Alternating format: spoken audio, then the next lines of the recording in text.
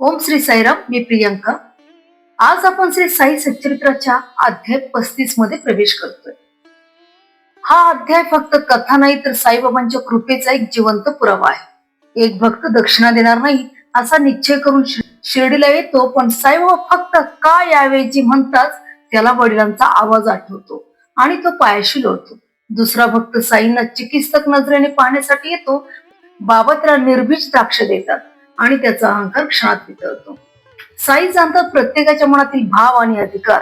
भक्त भावार्थी असो की टवाळू, साई समान कृपा करतात. तुम्हा आम्हातील भिंत पाडा हा साईंचा गोड उपदेश ऐकला की मन वितळतं. जो जो साईंस पाहू सरला तो तो जागच्या जागीच ठेला. पुनश्च नाही मागे परतला, पायीच रतला साईंच्या. दक्षिणा लागी ज्याने मजला 1 रुपया दिला, दशगुणे मज त्या मोबदला देवा लागला मोजून. दक्षिणा दिल्याने 10 पट फळ कसे मिळतं हे याच्यामध्ये सांगितलेलं आहे. दक्षिणा दिल्याने 10 पट फळ मला द्यावं लागतं असे बाबा या अध्यायात म्हणतात. अंधश्रद्धा नव्हे बरी, प्रत्यक्ष अनुभव घेतल्या उपरी ठरवून निर्णय आपुल्या अंतरी. हा अध्याय सांगतो की साईंच्या एका बोलण्याने अभिमान कसा वितळतो, उदीच्या चमत्काराने दुष्ट स्वप्न कशी थांबतात आणि एक भक्त सापाला दूध देत असताना तो त्यामध्ये साईबाबांनाच कसे पाहतो हे याच्यामधून आपल्याला समजते. साईंच्या लीला आणि उपदेशांनी मन भारावून जाईल. अभिमान सोडून साईंच्या पायी लोळण द्या, कारण साई जाणती अधिकार संपत्ती, परमार्थ प्राप्ती ही त्यामाने. चला आज या अध्यायातील प्रत्येक ओवी, प्रत्येक चमत्कार ऐकूया आणि साईंच्या कृपेने आपले जीवन बदलूया. ओम श्री साईराम. चला सुरुवात करूया. अध्याय 35. चिकित्सा खंडन विभूती मंडल. श्री गणेशाला नमस्कार असो, श्री सरस्वती देवीला नमस्कार असो, श्री गुरु महाराजांना नमस्कार असो, श्री कुलदेवतेला नमस्कार असो, श्री सीता व श्री रामचंद्र यांना नमस्कार असो, श्री सद्गुरु साईनाथांना नमस्कार असो. मागच्या अध्यायाच्या शेवटी जे किंचित निर्देशित केले व जी कथेची जुळणी सांगितली तीच आता पुढे कथन करतो. श्रोत्यांनी स्वस्थ चित्ताने ऐकावे. परमार्थाचा विचार करू जाता धार्मिक संप्रदायाचा किंवा शाखेचा अभिमान फार अडथळा आणतो. या अभिमानासारखे दुसरे कोणते कठीण विघ्न नाही. आम्ही निराकार देवाचे भजन पूजन करणारे आहोत. रूपागुणांचा देव योग्य मार्गापासून भ्रष्ट करणारा आहे. साधू संत ही माणसेच असतात ना, मग त्यांच्या पुढे नमस्कार करण्यासाठी मस्तक का बरे वाकवावे? त्यांच्या पुढे लोटांगण घालू नये, त्यांना दक्षिणा देऊ नये आणि त्यांच्या पुढे मान मुळीच वाकू नये. ही भक्तीची थट्टा आहे. शिर्डी संबंधी कोणी काही अशा अनेक गोष्टी सांगतात, परंतु त्या सगळ्या विश्वास ठेवण्यासारख्या वाटत नाही. म्हणतात की तेथे गेल्यावर साईबाबा दक्षिणा मागतात. साधू जर द्रव्य गोळा करू लागले तर तो त्यांच्या साधुत्वाचा कमीपणा होय. अंधश्रद्धा बरी नव्हे. प्रत्यक्ष अनुभव घेतल्यावर कसे वागायचे याचा निर्णय आम्ही आपल्या मनात ठरवू. आम्ही दक्षिणा देणार नाही. ज्याच्या मनात द्रव्याची लालसा असते त्याचे साधुत्व आमच्या मनाला पटत नाही. आम्हाला नमस्कार करण्याला तो योग्य वाटत नाही. आम्ही शिर्डीला जाऊन त्याची भेट घेऊन येऊ. त्याच्या पायाला नमस्कार करणार नाही किंवा दक्षिणाही देणार नाही. असो, जो जो असे कुतर्क करून शिर्डीला जाण्यास निघे आणि आपल्या निश्चयाची नीट आठवणही राखीत असे, तोही शेवटी साईचे दर्शन घेतल्याबरोबर त्यांना शरण जात असे. ज्याने ज्याने साईंना पाहिले तो तो आपल्या जागीच चिकटला, पुन्हा नाही परतला आणि साईच्या चरणी रमला. दातात गवत धरून म्हणजे अगदी नम्र होऊन जसे कोणी शरण यावे तसे तो आपल्या पूर्वीचा निश्चय विसरून साईबाबांच्या पायानं वंदन करीत असे. धार्मिक संप्रदायाचा अभिमान विरून जाऊन जेथे जीवाला अत्यंत सुख वाटेल तो हा 35वा अध्याय श्रोत्यांनी आदरपूर्वक ऐकावा.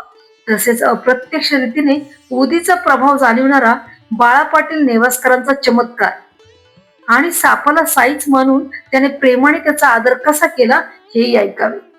श्रोतेजन हो, माझ्यावर दया करा. मी केवळ आज्ञेचा दास आहे. आदरपूर्वक आज्ञेचे पालन करणे हेच मी जाणतो. त्यातूनच हे अक्षराने लिहिलेले चरित्र तयार झाले. बाबांच्या चरणावर दृष्टी ठेवल्यावर तेथून ज्या काव्याच्या लाटा उठतात त्या मी चरित्ररूपी पवित्र घड्यामध्ये वरच्यावर वरतो. आम्ही कासनीची पिल्ले केवळ नजर टाकल्याने किंवा पाहत राहण्याने पोचलेला असतो. आम्ही तहानेने किंवा भुकेने व्याकुळ झालेले कधीच नसतो आणि सदा संतुष्ट ठेवलेले असतो. दृष्टीचे एक सुख असले म्हणजे आम्हाला अन्न पाणी लागत नाही. केवळ दृष्टीच आमची तहान व भूक नाहीसी करते. त्या दृष्टीचे कौतुक किती म्हणून वर्णन करावे. आमच्या ही संपूर्ण नजरेचे विषय दयेचे सागर साई महाराज आहेत. त्या पाहण्यात दृश्य, द्रष्टा व दर्शन या तिघांच्या समूहांचा ठाव ठिकाणच पुसला जातो. तसेच आम्हाला अंगाची कातडी व स्पर्श या दोन्ही ठिकाणी साईच प्रकट दिसतात. नाक व वास यातही साईंचाच निवास वाटतो. अथवा कानावर शब्द पडताच साईंचे रूप डोळ्यासमोर उभे राहते आणि श्राव्य, श्रावक व श्रवण यांची त्रिपुटी एकदम गळून पडते. जीभ जेथे चव घेण्यासाठी मागे पुढे आणते तिथे साईच मिसळून जातात. आणि मग रसना म्हणजे चव घेणारी जीभ, रस व रसस्वाद या त्रिपुटीचे बिचारे कोणते मोठे कौतुक. हीच गोष्ट कर्मेंद्रियांची असते. त्या सर्वांनी फक्त एका साईची सेवा केली तर सर्व कर्मे नाश पावून नैष्कर्म्य पदरी पडेल. असो, आता हा ग्रंथ लांबला आणि साईच्या प्रेमामुळे विषय सोडून पलतीकडेच वाहवला. मागील संगतीकडे लक्ष देऊया आणि आपली कथा पुढे चालूया.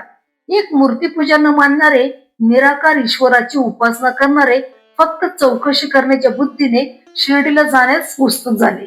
ते म्हणाले, शिर्डीला येऊन आम्ही फक्त त्या साधूचे दर्शन घेऊ. आम्ही मान मुळीच वाकवणार नाही आणि दक्षिणाही देणार नाही. या 2 शर्ती मान्य कराल तरच आम्ही शिर्डीला येऊ. मित्राने कबूल केल्यावर ते त्याच्या बरोबर जाण्यासाठी निश्चिंत मनाने निघाले. त्यांचे मित्र होते काका महाजन, ज्यांची संताबद्दलची भावना निर्मळ होती, परंतु त्यांचे मित्र मात्र शंका कुशंका घेणारे होते. दोघेही मुंबईहून शनिवारी रात्री निघाले आणि रविवारी सकाळी शिर्डीत येऊन पोहोचले. दोघे साईंचे दर्शन घ्यायला मशिदीत गेले. तर त्यावेळी तेथे काय घडले ते स्वस्त चित्ताने ऐका. मशिदीच्या पायरीवर पाऊल ठेवताच त्या मित्राला दुरूनच पाहून बाबांनी काय यावेची अशा गोड शब्दात हाक मारली. बाबांचे हे प्रेमाचे शब्द ऐकून त्या मित्राला खून पटली आणि त्या शब्दांच्या उच्चारांच्या विशेष तऱ्हेने त्याला आपल्या वडिलांची आठवण झाली. काय यावेजी या शब्दाचा उच्चार करताना बाबांनी जो आवाज केला तो ऐकताच तो मित्र मनात आश्चर्यचकित झाला. त्या आवाजाची मोहक तरा पाहून त्याला आपल्या स्वर्गवासी पित्याचे स्मरण झाले. त्यांच्याच आवाजाची ही तरा पूर्ण भासली आणि नक्कल अगदी हुबेहूब वाटले. काय त्या शब्दांची आकर्षण शक्ती!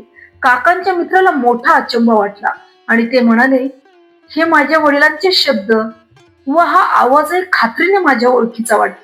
वडिलांच्या तोंडचे ते बोलणे ऐकून ते मित्र मनात विरघळले आणि पूर्वीचा निश्चय विसरून त्यांनी बाबांच्या पायावर मस्तक ठेवून नमस्कार केला.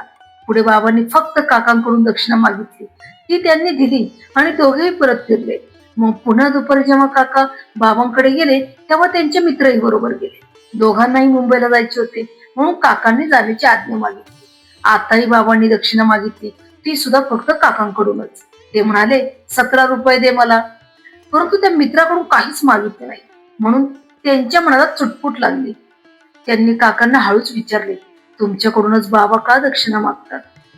सकाळीही तुमच्याकडूनच मागितली आणि आता सुद्धा तुमच्याकडूनच मागतात. मी तुमच्या बरोबर असताना मला का बरे वगळतात? मग काकांनी हळूच उत्तर दिले की बाबांनाच हे विचारा. इतक्याच बाबांनी काकांना विचारले, हा तुला काय म्हणतोय रे? त्यावर त्या मित्राने स्वतःच बाबांना विचारले की दक्षिणा देऊ का? त्यावर बाबांनी उत्तर दिले, तुझ्या मनात देण्याची नव्हती म्हणून नाही मागितली. तुझी इच्छा असेल तर दे. बाबांनी दक्षिणा मागितल्यावर भक्त ती देतात. म्हणून जे मित्र त्यांना हिंवित असत तेच आता बाबांनी दक्षिणा मागितली नाही तरी ती देऊ का म्हणून विचारतात. हे पाहून काकांना आश्चर्य वाटले. पुढे बाबा त्या मित्राला म्हणाले, जाशील रे, 1 मिनिट बैस येते. मग त्याची भेदभाव युक्त भावना घालवण्यासाठी गोड उपदेश केला. तुमच्या आमच्यातील तेलाची भिंत सगळी पाडून टाका म्हणजे एकमेकांना भेटायचा मार्ग मोकळा होईल. बाबा तेली किंवा नारायण तेली असे अंतस्थ एखाद्या दृष्ट वृत्तीला अनुलक्षून वरच्यावर म्हणत असत.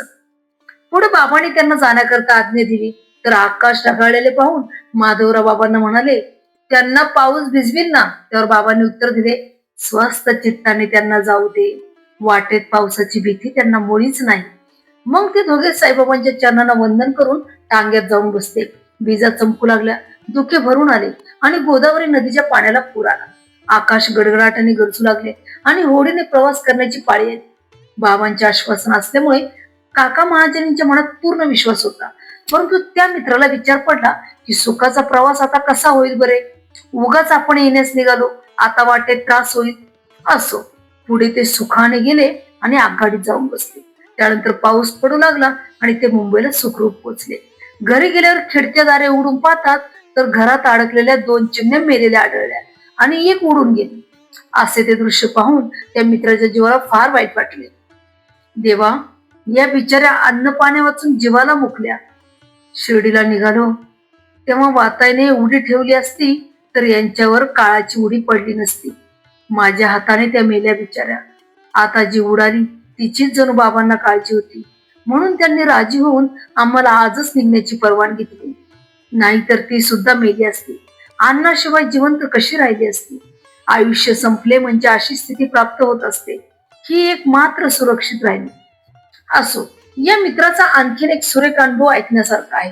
शिर्डीला जाण्याचे घडल्या आधी बरेच महिने एका टाचेचे दुखणे ते सोसून होते, परंतु तेथून परत आल्यावर त्या दुखण्याचा त्रास झाला नाही आणि थोड्या दिवसात ते दुखणे नाहीसे झाले. अशीच एक आणखी दुसरी कथा, ज्यात संतांचा शोध लावू जाता मनात नसतानाही त्यांच्या पायी नमस्कार करण्याकरिता मान कशी वाकवावी लागते ते ऐका. तसेच दक्षिणा देण्याचा विचार नसताना मोहपाशात अडकून आपला पक्का निश्चय मोडून ते ती कशी देतात हे ऐका. मुंबईचे राहणारे सॉलिसिटर म्हणजे कायदे पंडित धरमसिंग जेठाबाई ठक्कर यांची पूर्वपुण्य बळावली आणि साईंना भेटण्याची त्यांच्या मनात आली. काका महाजनींचे शेठ ते हेच. दोघांचा दाट गरोबा होता. शेठजींना वाटले थेट शिर्डीला जाऊन साईंची प्रत्यक्ष भेट घ्यावी. काका महाजनी ठक्करजींच्या पिढीवर मुख्य कारभारी होते. एकामागून एक लागोपाठ सुट्ट्या साधून ते शिर्डीला जाण्यास तयार होत असत आणि ते वेळेवर परत येत असत.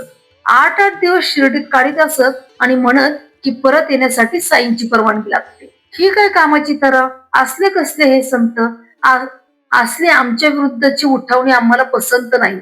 म्हणून साई विषयाचा सोक्षमोक्ष लावण्यासाठी शिमग्याच्या सुट्टीत शेठ धरमसिंग निघाले. शेठजीच्या अंगात भयंकर देहाभिमान होता आणि आपल्या ऐश्वर्याचा मोठेपणा होता. संत झाले तरी ते माणसासारखेच ना, मग त्यांच्या पुढे मान कशासाठी नमवायची. साईबाबांच्या अधिकाराचे स्थान पाहून शास्त्री व पंडित दमून हार माने. तेथे विचारे धरमसिंग ते किती टिकाव धरू शकतील आणि आपला निश्चय तरी किती कायम ठेवू शकतील. परंतु अंधश्रद्धावरी नव्हे, आपण स्वतःच आपली खात्री करून घेऊया असा निश्चय करून त्यांनी शिर्डीला जाण्याची तयारी केली. वर वर्णन केलेल्या मित्राप्रमाणेच धरमसिंग सुद्धा काका महाजनींना सोबत घेऊन निघाले आणि त्यांना म्हणाले, तुम्ही शिर्डीला जाता आणि तेथेच राहता. या खेपेला ही गोष्ट चालणार नाही.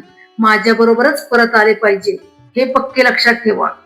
तेव्हा काका त्यांना म्हणाले, हे तर आमच्या हाती नाही. म्हणून धरमसिंगने आणखीन एक सोबती प्रवासात घेतला. न जाणो काका नाहीच परतले तर प्रवासात सोबत्याशिवाय धरमसिंगना चालत नसे. म्हणून त्यांनी आणखी तिसऱ्याच बरोबर घेतले आणि ते तिघे निघाले. जगात परोपकारी भक्तांचे अनेक प्रकार असतात. त्यांचा संशय घालवण्यासाठी बाबा त्यांना धरून शिर्डीत आणत असत. मग ते जेव्हा परत जात असत तेव्हा आपले अनुभव ते इतरांना सांगत असत किंवा लोकांना चांगल्या मार्गाला लावण्यासाठी कोणाच्या तरी हातून लिहून घेत असत. थोडक्यात सांगायचे म्हणजे हे जे कोणी शिर्डीला जात असत ते दर्शन घेऊन तृप्त होत असत. सुरुवातीला त्यांच्या भावना कशाही असोत, पण शेवटी त्यांना मोठा आनंद प्राप्त होत असेल. म्हणून चिकित्सेची आवड असली तरी आपण होऊन ते शिर्डीला जात असत. परंतु खरी गोष्ट वेगळीच असे. ते बाबांचेच कार्य साधित असत. बाबाच त्यांना स्फूर्ती देत, तेव्हाच त्यांचा घराबाहेर पाय पडत असे. त्यांची नैसर्गिक वृत्ती जागून बाबा त्यांना परमार्थाच्या मार्गाला लावित असत. बाबांच्या योजना कोणाला ठाऊक असणार, त्या जाणण्याचा प्रयत्न केला तर दुर्दशाच पदरी पडेल. म्हणून अभिमान सोडून त्यांच्या पायी लोटांगण घाला, म्हणजे सुखाचा सोहळा भोगण्यास आपल्याला मिळेल. देव, ब्राह्मण किंवा गुरु यांच्या दारी रिकाम्या हाताने जाऊ नये. म्हणून काकांनी वाटे 2 शेर म्हणजे अंदाजे 1 किलो द्राक्षे विकत घेतली. पोटात बी नाही अशा जातीची द्राक्ष असतात, परंतु त्यावेळी बी असलेली द्राक्षे मिळाली म्हणून काकांनी ती विकत घेतली. असो, गप्पा गोष्टी करता करता हे त्रिकूट शिर्डीत येऊन पोहोचले आणि बाबांच्या दर्शनासाठी मशिदीत गेले. तेथे साईबाबांचे भक्त बाबासाहेब तरकड बसलेले होते. त्यांना कुतूहलाने शोध लावण्यासाठी धरमसिंग काय विचारतात ते ऐका. येथे काय आहे, काय येता? त्यावर तरखड म्हणाले, दर्शन करिता येतो. धरमसिंग आणखी म्हणाले, येथे तर चमत्कार घडतात असे ऐकले आहे. त्यावर तरखडांनी उत्तर दिले, माझी तरी अशी भावना नाही. ज्याच्या मनात जशी तीव्र इच्छा असेल त्याप्रमाणे त्याची ती इच्छा पुरी होते. काकांनी बाबांच्या पायावर मस्तक ठेवले आणि द्राक्ष हातात अर्पण केली. मंडळी जमलेली होती आणि बाबांनी ती वाटायला सुरुवात केली. इतरांप्रमाणे बाबांनी धरमसिंगनाही काही द्राक्ष दिली, परंतु ती सगळीच द्राक्ष त्यांना आवडत नव्हती. त्यांना बी नसलेली आवडत होती. या असल्या द्राक्षांची त्यांना चीड होती. सुरुवातीलाच अडचण उभी राहिली. ती खावी कशी म्हणून त्यांना अवघड वाटले, परंतु त्याचा आवेर करणेही त्यांच्या मनाला जड वाटले. शिवाय डॉक्टरांनी द्राक्ष धुतल्याशिवाय खाऊ नये असे सांगितले होते आणि ती फक्त आपणच धुवून खाणे योग्य वाटेना ना असे असे नाना प्रकारचे विचार त्यांच्या मनात उठले. पुढे मग त्यांनी ती तोंडात टाकली आणि बिया चवळून त्या खिशात ठेवल्या. साधूचे ते पवित्र स्थळ उष्ट वस्तूने अपवित्र त्यांना करवेना. नंतर शेठजी मनात म्हणू लागले, हे बाबा साधू असताना मला या सव्वीस जातीची द्राक्ष आवडत नाहीत हे त्यांना कळत कसे नाही? बळेच मला का बरं ती देतात? त्यांच्या मनात असे विचार उठले नाहीत. तो साईबाबांनी तीच द्राक्ष त्यांना आणखी दिली. ती बी असलेली जाणून धरमसिंगनी तशीच हातात ठेवली, तोंडात घातली नाही. सगळीच द्राक्ष आवडत नव्हती हे खरे, परंतु बाबांनी ती स्वहस्ताने दिलेली होती. धरमसिंग मनात अवघडले आणि काय करावे त्यांना समजेना. तोंडात घालायचे मन होईना म्हणून मुठीत जपून ठेवली. इतक्यात बाबा म्हणाले, टाक रे खाऊन. आणि शेठजींनी आज्ञा पाळली. बाबांनी खाऊन टाक म्हटले आणि धरमसिंगनी ती द्राक्ष तोंडात टाकली, तर ती सर्व निर्बीज लागली आणि धरमसिंगना मोठा चमत्कार वाटला आणि ती द्राक्ष बी शिवायची लागल्याने धरमसिंग आश्चर्य करू लागले. केवढे विलक्षण हे सामर्थ्य! या संतांना काय अशक्य आहे? माझ्या मनाची इच्छा जाणून साईबाबांनी जी जी द्राक्ष मला दिली ती सबीज व न धुतलेली असून निर्बीज व हितकारक निघाली. धरमसिंगचे मन थक्क झाले. शंका कुशंका काढण्याचा विसर पडला. सर्व अभिमान गळून पडला आणि संतांबद्दल प्रेम उत्पन्न झाले. पूर्वी केलेले सर्व बेत नाहीसे झाले. हृदयात साईबाबांबद्दल प्रेम उपजले आणि शिर्डीला येण्याची जी उत्सुकता होती ती दृढ निश्चय केल्याप्रमाणे पक्की झाली. बाबासाहेब तरखडते ते साईबाबांपाशी बसले होते. त्यातली काही द्राक्ष साईबाबांनी त्यांनाही वाटले. तेव्हा धरमसिंगनी त्यांना विचारले की तुमची द्राक्ष कशी होती? तरखडांनी जेव्हा ती सगळीच होती असे सांगितले तेव्हा धरमसिंगना मनात अतिशय आश्चर्य वाटले आणि साईबाबा साधू आहेत अशी श्रद्धा बसली. ती पक्की होण्यासाठी धरमसिंगना आणखी कल्पना सुचली की जर साईबाबा साधू असतील तर पुढची द्राक्ष काका महाजनींना दिली जाते. साईबाबा द्राक्ष पुष्कळ लोकांना वाटत होते, परंतु शेठजींच्या मनात वरील कल्पना येताच त्यांनी काकांपासून सुरुवात करतात शेठजींना नवल वाटले. अशा साधुत्वाच्या खुणा असा हा मनकवडेपणा साईबाबा साधू मानण्यास धरमसिंग आता पुरे झाला. माधवराव देशपांडे तेथे जवळच होते. ते मग बाबांना समजावून सांगू लागले की हे धरमसिंग काका महाजनींचे मालक शेठ आहे. त्यावर बाबांनी काकांना आनंद देईल असे अगदी स्पष्ट उत्तर दिले. हा कुठला काकाचा मालक? त्याचा मालक आणखी दुसराच आहे. आणखीन एक आश्चर्याची गोष्ट, बाबांनी तिथे दोन्ही शेजारी उभा राहिलेल्या एका आचार्यावर कशी घातली पहा. बाबा म्हणाले, हे शेठजी जे येथपर्यंत आले ते माझ्याकरिता कष्ट घेऊन नाही आले. या आप्पासाठी प्रेम दाटले म्हणून ते शिर्डीस आले. आप्पा म्हणजे तो आचार्य. धरमसिंगना खाण्यापिण्याची अगदी उत्तम सोय लागत असे आणि शिर्डीत येण्याआधी त्याबद्दल त्यांनी खात्री करून ऑर्डर देऊन ठेवली होती. हे जाणून साईबाबांचा त्यांना हा टोमणा होता. दुसऱ्या कोणाला हे समजले नाही, पण धरमसिंग मनात समजले. असो, असे संभाषण झाले. धरमसिंग आपला निश्चय विसरले. आपण होऊन बाबांच्या पाया पडले आणि मग ते वाड्यात परत गेले. पुढे दुपारची आरती झाली. घरी परत जाण्याची तयारी झाली आणि बाबांची आज्ञा घेण्याची वेळ आली म्हणून मंडळी मशिदीकडे निघाली.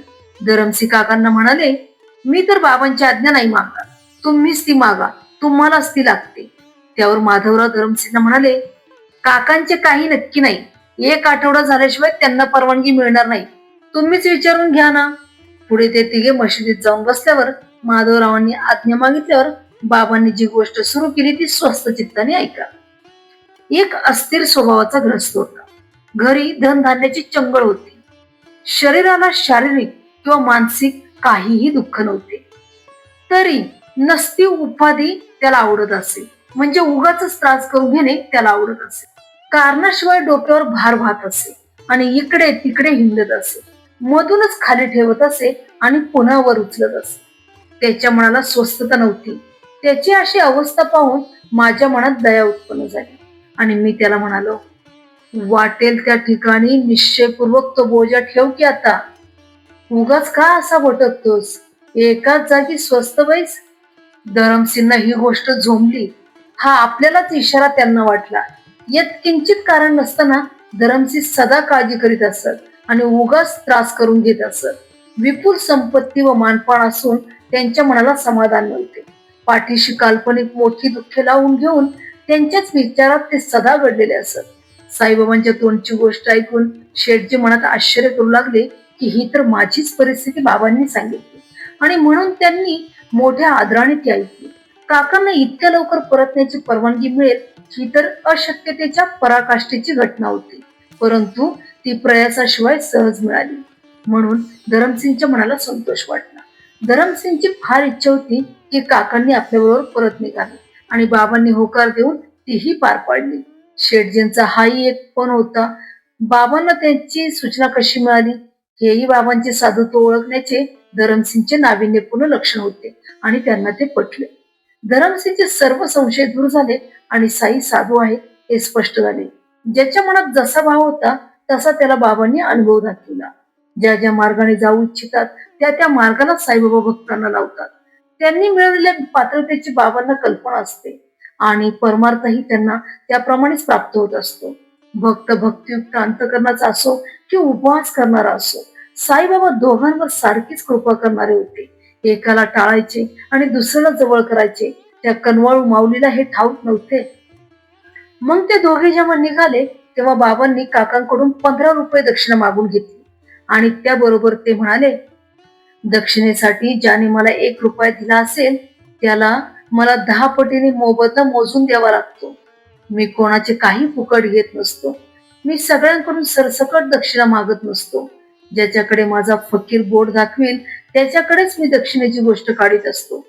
तो फकीर सुद्धा ज्याचा ऋणी त्याच्याकडेच मागणी करीत असतो आणि दाता ती देऊन जणू काय पुढे पिकाची कापणी करण्याकरिता पेरणीच करीत असतो. पैसेवाल्या माणसाचा पैसा परोपकाराची कृत्ये व शास्त्रोक्त धार्मिक विधी करण्यात खर्च झाला तरच त्याला तो कल्याणकारक होत असतो. सदाचरणाने वागल्याचे व उदारपणे दान करण्याचे एक फळ निश्चित प्राप्त होते, ते म्हणजे त्या माणसाच्या ठिकाणी ज्ञानाला जागा मिळते, म्हणजेच ईश्वर प्राप्तीच्या मार्गाचा बोध होतो. बहुतेक लोक कष्टाने मिळवलेले हे धन आपल्या आवडीचे भोग भोगण्यासाठीच आहे असे मानून धर्मकार्य करण्याचे सोडून कारणाशिवाय वाटेल तसे खर्च करतात. पै पै गोळा करून 10 कोटी पर्यंत जमवलेले धन जो मनुष्य विषय सुखांचा उपभोग घेण्याच्या छंदात कधीही फुकट घालवित नाही तो मनुष्य सुखी होतो. न अदत्तम उपतिष्ठती म्हणजे दिल्या वाचून मिळत नसते हे वेदशास्त्र वचन सर्वांना ठाऊकच आहे. पूर्वी दिलेले समोर उभे राहते म्हणूनच बाबा दक्षिणा मागतात. रामावतारात रामाने सोन्याच्या स्त्रियांच्या मूर्तीचे बेसुमार दान केले. त्याचे फळ कृष्णाने 16,000 पटीने कृष्णावतारात घेतले. भक्ती ज्ञान व वैराग्य नसलेला असा जो अति बिचारा भक्त त्याच्यात आधी वैराग्य उत्पन्न करून बाबा मग त्याला भक्ती व ज्ञान देतात. बाबा जे दक्षिणा द्यायला लावतात हेच वैराग्याचे लक्षण होय. पुढे मग भक्ती मार्गाला लावून बाबा त्याला ज्ञान मार्गात प्रवीण बनवतात. आम्ही तरी काय करतो, 1 पट घेतो आणि 10 पट देतो आणि क्रमाक्रमाने ज्ञान मार्गाला लावतो. बाबा असे म्हणाले आणि धरमसिंगला लोभ सुटला आणि आपणहून त्यांनी बाबांच्या हातात 15 रुपये ठेवले. पूर्वीचा आपला निश्चय विसरले आणि हा प्रकार सर्वच अपूर्व झाला. भक्तांकडून ठराविक रक्कम मागण्यामागे बाबांचा कधी कधी गूढ अर्थच. श्री र भा पुरंदऱ्याकडून 2 रुपये मागितले याचा अर्थ निष्ठा व सबुरी मागितली होती आणि सौ ताराबाई तरखडांकडून 6 रुपये मागितले याचा अर्थ काम क्रोध लोभ इत्यादी षड्रिपू बाबांनी मागितले होते. मुख्य म्हणजे दक्षिणा मागून बाबांना भक्तांना दान धर्म करून पैशाचा योग्य व्यय करण्याची शिकवण द्यायची होती. उपनिषदात व पुराणात दान देण्याचे महत्व ठिकठिकाणी सांगितले आहे. या जन्मी अस्ति पुण्य कर्म केल्याची उत्तम फळे पुढच्या जन्मी मिळतात. रामाने नाही का रामावतारात स्त्रियांच्या अपार सुवर्ण मूर्तीचे दान केल्याने कृष्ण अवतारात 16 सहस्र पटीने त्याचे फळ भोगले. शिवाय दक्षिणा दिल्यामुळे भक्तांचा पैशाबद्दलचा लोभ कमी कमी होत जाऊन त्यांच्यात वैराग्य उत्पन्न व्हावे ही ही देखील बाबांची इच्छा होती. कारण वैराग्य आल्यावरच पुढे भक्ती व ज्ञान याचा मार्ग सुलभ होतो. ऐकून दक्षिणा मागण्यात बाबांचा स्वतःसाठी द्रव्य गोळा करण्याचा हेतू नसून फक्त भक्तांचे ऐन केन प्रकारे कल्याण साधून देण्याचा होता. नाही तर त्यांनी देह सोडला तेव्हा त्यांच्या खिशात फक्त 16 रुपये कसे सापडले असते. असो, धरमसेनला वाटले आपण आधी उगाच बडाई मारली, बरे केले प्रत्यक्ष समोरासमोर आलो, त्यामुळे साधू कसे असतात हे समजलो आणि प्रचिती येऊन त्यांच्यावर आसक्त झालो. मनात नीट विचार केल्याशिवाय नमस्कार करण्याकरता आम्ही येणार नव्हतो, तेही आपण होऊन आलो. खरेच साधूच्या करणीचा कोणालाच पत्ता लागत नसतो. ज्याच्या तोंडी सदा अल्ला मालिक हा जप असतो त्याला करण्यास अशक्य असे काय असणार. आम्ही फक्त साधूंचे चमत्कार पाहण्यासाठी आतुर होतो. आमचा निश्चय फुकट गेला. आम्ही माणसाला लोटांगण घातले आणि त्यांनी न मागता आम्ही आपणहून दक्षिणा दिली. आमची सगळी बडाई व्यर्थ झाली आणि आपणहून आपले मस्तक साई चरणी ज्या पूज्य भावाने अर्पण केले त्यापेक्षा आश्चर्य ते दुसरे कोणते असेल. कोणी नमस्कार करो की न करो, दक्षिणा देवो की न देवो, आनंदाचे मूळच असलेले व दयेने अगदी परिपूर्ण असलेले साई कोणाचा तिरस्कार करीत नसत. पूजा केली तरी त्यांना आनंद वाटत नसे आणि हेटाळणी केली तरी त्यांना दुःख वाटत नसे. हर्षच नाही ते विषाद कसला. त्यांची पूर्ण निर्द्वंद्व म्हणजे सुख दुःख राग लोभ या परस्पर विरोधी मनोविकारांपासून अलिप्त स्थिती झाली होती. असो, कोणाचा काही उद्देश असो, एकदा का त्याला दर्शन दिले की त्याची भक्ती आपल्या चरणी जडवून घेत असत. अशी साईंची अलौकिक शक्ती होती. असो, पुढे उदी प्रसाद पाहून आशीर्वाद घेऊन त्यांनी संशयपणे मुंबईत परत आले. साईबाबांची अशी कोणाला न कळणारी ख्याती होती की परत निघायला त्यांची आज्ञा लागत असे. त्या आज्ञेचे उल्लंघन केले तर ते विघ्नाला आमंत्रण असे. आपल्या मनाने तेथून परत येणे केले तर पश्चाताप व फजिती पदरी पडून वाटेत भयंकर अडचण येत असत, ज्यांचे निवारण करणे महामुश्किल असे. शिर्डीहून परत निघण्याबद्दलचे असे हे वर्णन सांगितले जात असे. आमची पण ती स्थिती होती. मी न आणता कोणीही येत नसते असे बाबांचे म्हणणे असे. माझी इच्छा झाल्याशिवाय घराचा उंबरडा कोण ओलांडील.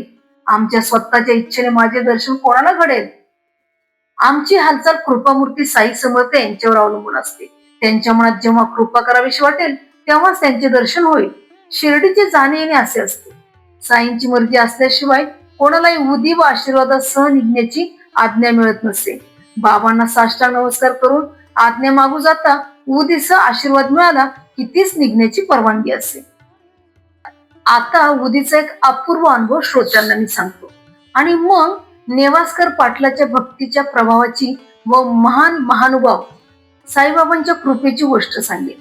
महान महानुभाव म्हणजे विद्या बुद्धी पराक्रम इत्यादी गुणांनी श्रेष्ठ अशा साईबाबांच्या कृपेची मी तुम्हाला गोष्ट सांगेन. वांद्रे शहराचा एक कायस्थ प्रभू जातीचा ग्रहस्थ होता.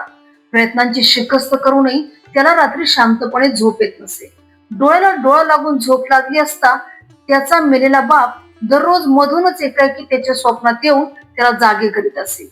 पूर्वी घडलेल्या चांगल्या वाईट गोष्ट, मनातले गुप्त व क्लिष्ट विचार यांचा शिव्या शापपूर्वक उच्चार करून तो त्यांच्यावरच शब्दांचा बडीमार करीत असे. रोज रोज असला प्रसंग असे व रोज रोज निद्राभंग होत असे. त्याला काही उमग पडेना व असा पाठी लागलेला भोगही सुटेना.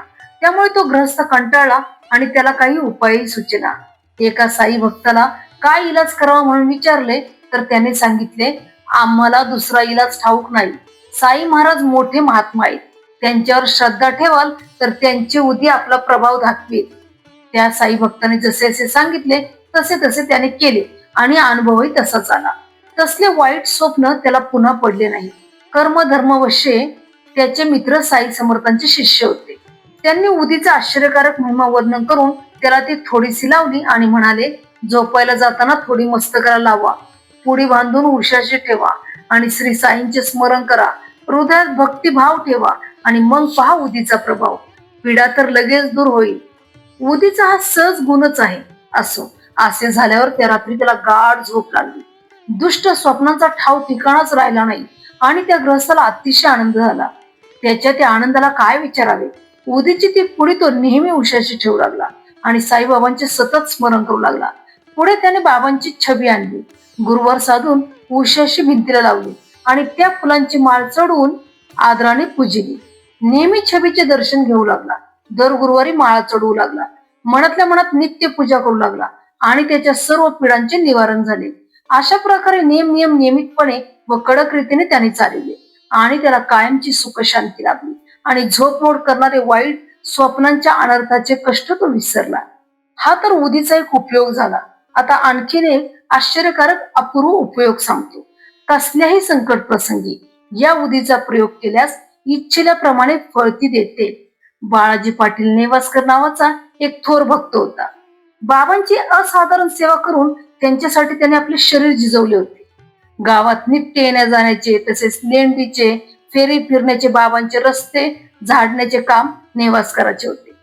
त्याच्यानंतर याच सेवेची पद्धत तशी चालू राहण्यास राधाकृष्णबाईंची अलौकिक कर्तृत्व शक्ती मोठी कामाला आली. सर्वांना पूज्य अशा ब्राह्मण जातीत जन्म असूनही अशी हलकी सेवा कशी करायची अशा विचारांचा मूर्खपणा तिच्या निर्दोष मनाला कधीच शिवला नाही. सकाळच्या प्रहरी उठून हातात झाडू घेऊन बाबांचे रस्ते ती स्वतः झाडून स्वच्छ करीत असे. किती धन्य तिची चाकरी. तिच्या स्वच्छ व झटपट कामाची सर कोणाला बरे येईल. पुढे मग काही काळ गेल्यानंतर या रस्ते झाडण्याच्या कामासाठी अब्दुल पुढे सरसावला. असो, तो महान भाग्यवान बाळाजी पाटील संसारात राहून संसारात अनासक्त होता. त्याचा स्वार्थ त्याग केवढा होता याविषयीचा कथा बघायचा. आपल्या शेताची कापणी झाल्यावर ते सगळे धान्य तो मशिदीत आणीत असे आणि तेथे अंगणात ढीग रचवून ते बाबांच्या चरणी अर्पण करीत असे. बाबांना आपले सर्वस्व मालक मानून ते जे त्यातून उचलून देतील तितकेच धान्य घरी नेऊन त्यानेच आपला उदरनिर्वाह करून राहत असे. महाराजांनी स्नान करून हातपाय व तोंड धुवून मोरीतून बाहेर आलेले पाणी पिऊन हा बाळा पाटील राहत असे. तो जिवंत असेपर्यंत हा नेम अखंड चालू होता आणि आजही त्याचा मुलगा हे व्रत अंशतः चालवित असतो. तोही सतत बाबांना धान्य पाठवित असे आणि त्यातील झोंधळ्याची भाकर आपल्या निर्वाणापर्यंत महाराज दिवसातून 4 वेळा नेहमी खात असत. असो, एकदा काय घडले ते ऐका. बाळा पाटलाचे वर्षश्राद्ध आले. अन्न शिजून तयार झाले आणि वाढपी अन्न वाढू लागले. येणाऱ्यांचा अंदाज धरून घरात जेवण तयार केले होते. परंतु वाढण्याच्या वेळी अंदाजाहून जेवणाऱ्यांची संख्या तिप्पट झाली. नेवासकरीण मनात घाबरली आणि सासूबाईंना कानात हळूहळू सांगू लागले, आता फजितीची पाळी आली, कशी दूर होईल. पण सासूबाईची निष्ठा थोर होती. ती म्हणाली, आपले साई समर्थ खंबीर असताना आपण कशाला काळजी करावी, तू अगदी निर्धास्त राहा. असे आश्वासन देऊन तिने एक मूठभर उदी घेतली आणि जेवणाच्या प्रत्येक भांड्यात टाकली आणि ती भांडी कपड्याने झाकली. मग सुनेला सांगितले, तू आता जा आणि खुशाल वाढण्यापुरताच कपडा काढ आणि पुन्हा पूर्वीसारखा परत सरकून ठेव. एवढी खून मात्र तू नक्की सांभाळ. हे साईंच्या घरचे अन्न आहे. त्यातील एक कणही आपला नाही. त्याची लाज तोच राखेल. त्याचा कमीपणा जर आला तर तो त्याच्याकडेच असेल. असो, जसा त्या सासूचा विश्वास होता तसाच तिला अनुभव आला आणि सर्व पाहुणे त्यासारखे दुसरे सर्वही काही अडचण न येता जेवले. आले गेले सर्व जेवले. यथा सांग सर्व झाले. तरीही भांड्यात पूर्वीप्रमाणेच भरलेले अन्न शिल्लक राहिले. उदीचा हा असा प्रभाव आहे. संतांचा हा सहज स्वभाव आहे. ज्याच्यामुळे जसा भाव असेल तसाच त्याला अनुभवही येत असतो. असो, उदीचा महिमा गाता गाता नेवासकरांची एकंदर भक्ती पाहून त्यांच्या आणखीन एक कथा मनात आठवली. ती ऐका. एकदा मन शंका करू लागले की विषयांतर होणार तर नाही, पण मग विचार केला, होईल ते हो, परंतु प्रसंगानुसार आठवलेली ही कथा सादर करावीच असा निश्चय करून या ठिकाणी ही कथा मी कथन करीत आहे. ती जर अस्थानी वाटली तर श्रोत्यांनी मला त्याची क्षमा करावी. एकदा रघु पाटील नावाचा एक शिर्डीचा रहिवासी नेवाशाला पाहुणा म्हणून गेला आणि बाळा पाटलांच्या घरीच उतरला. एका रात्री गुरेढोरे दावणीला बांधलेली असताना एक भुजंग अचानक फुफू शब्द करीत गोठ्यात शिरला. असा प्रसंग पाहून सर्वांची मती गुंग झाली. इकडे तो भुजंग फणावर करून यथास्थित तेथे बसला. गुरे गडबड करू लागली आणि सुटण्यासाठी धडपड करू लागली. त्यांना सोडण्याशिवाय दुसरा उपायच नव्हता. नाहीतर भुजंगावर पाय पडून एखादे संकट उभे राहायचे. नेवासकरांची भावना अगदी पक्की होती की साई महाराजच प्रकट झाले आहेत. लांबून भुजंगाला पाहिले आणि नेवासकरांच्या मनात अत्यंत आनंद झाला. त्यांचे सर्व अंग रोमांचित झाले आणि त्यांनी साष्टांग प्रणिपात केला. तो म्हणाला, साईची कृपा दृष्टी झाली आणि ते भुजंग रूपाने भेटीला आले. मग त्याने त्या भुजंगासाठी दूध भरून वाटी आणली. काय त्या बाळाजी पाटलाची भावना की त्याच्या मनात यत्किंचितही भीती वाटली नाही. उलट त्या भुजंगाला उद्देशून तो काय म्हणू लागला ते श्रोत्यांनी सावध होऊन ऐकावे. का हो बाबा फोफो करता, काय आम्हा भिवू पाहता? ही दुधाची वाटी घ्या आणि स्वस्त चित्ताने दूध प्या बघू. त्या भुजंगाला वाटीभर दूध किती पुरेल म्हणून बाळाजीने तपेले भरून दूध आणले आणि मनात न भीता ते पुढे ठेवले. सर्व भीती मनाच्या कल्पनांचीच असते. बाळाजीने त्यांच्या पुढे दूध ठेवले आणि तो पूर्वीच्या जागी फार जवळही नाही व फार दूरही नाही असा जाऊन बसला. त्याच्या चेहऱ्यावर भुजंगाचे कौतुक होते. भुजंगाचे येणे भीतीदायक असते. सर्वांचे काय सारखे विचार असतात. सर्वजण गोंधळून गेले आणि म्हणू लागले, हे संकट कसे बरे टळेल? बाहेर जावे तरी भीती. भुजंग जर माझ घरात शिरला तर त्याचे तेथून बाहेर निघणे कठीण. म्हणून ते त्याच्या हालचालीवर बारीक नजर ठेवून बसले. इकडे भुजंग तृप्त झाला. सर्वांचे डोळे चुकून कोणीकडे गेला हे कळलेच नाही आणि सर्वांना आश्चर्य वाटले. मग तो सर्व गोठा शोधला पण त्याचा मुळीच पत्ता लागला नाही. बहुतेकांचा जीव शांत झाला परंतु नेवासकरांच्या मनात हुरहुर राहिली. आरंभी गोट्यात शिरताना जसा दृष्टीत पडला तसा परत जाताना दिसला असता तर फार छान झाले असते. हीच त्यांची हुरहुर होती. बाळापाट्याला 2 स्त्रिया होत्या. मुले बाळे लहान होती. ती सगळी कधी कधी नेवाशाहून बाबांचे दर्शन घ्यायला शिर्डीत येत असत. मग बाबा त्या दोन्ही स्त्रियांना चोळ्या लुगडी विकत घेऊन आशीर्वादासह देत असत. असो, तो बाळाजी पाटील नेवासकर महाभाग्यवान भक्त होता. सच्चरिताचा हा मार्ग परंपरागत आलेला व सरळ आहे. जेथे जेथे याचा पाठ असेल तिथे द्वारकामाईचा मठ म्हणजे राहण्याचे स्थान असते आणि तेथेच साई ही खात्रीने प्रगट झालेले असतात. तेथेच गोदावरीचा तट असतो. तेथेच निकट क्षेत्र शिर्डी असते आणि तेथेच धुनी सकट साई महाराज राहून भक्तांच्या संकटाचे निवारण करीत असतात.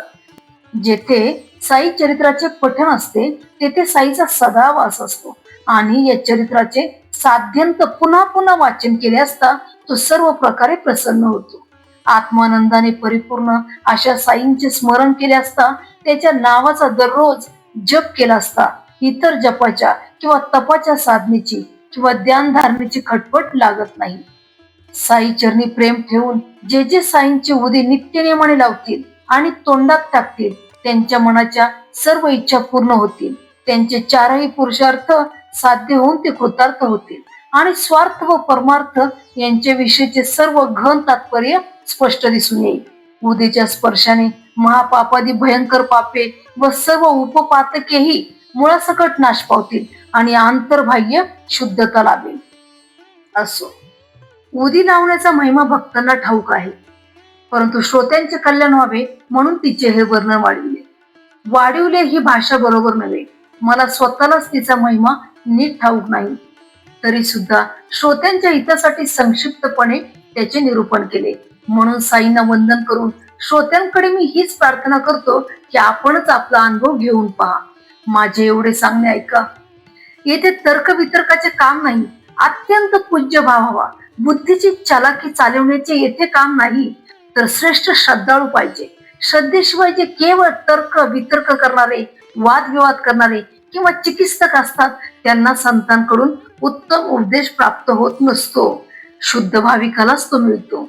कथेतील कमी जास्त सर्व साईंच्या प्रेरणेमुळेच मानून दोषदृष्टी न ठेवता साई सच्चरित्र वाचावे. या निमित्ताने रसिक वाचक वृंदांच्या मनात साईबाबांची परम कनवाळू व प्रेमळ मूर्ती सतत आठवण राहण्यासाठी स्थापिली जावो. कोठे गोवा आणि कोठे शिर्डी, तिथली चोरीची सुंदर आनंद देणारी कथा साईबाबा स्पष्ट करून सांगतील. म्हणून हेमाडपंत मनात साईचरणी मस्तक ठेवून श्रोत्यांना नीट लक्ष देऊन ऐकण्याची नम्रपणे विनंती करीत आहे. सर्वांचे कल्याण असो.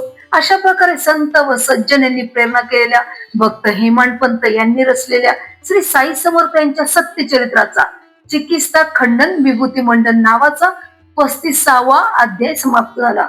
आपल्या दोघांची ही छोटीशी साई सेवा श्री सद्गुरु साईनाथांना अर्पण असो. सर्वत्र सर्वत्र मंगल असो. ओम श्री साईराम.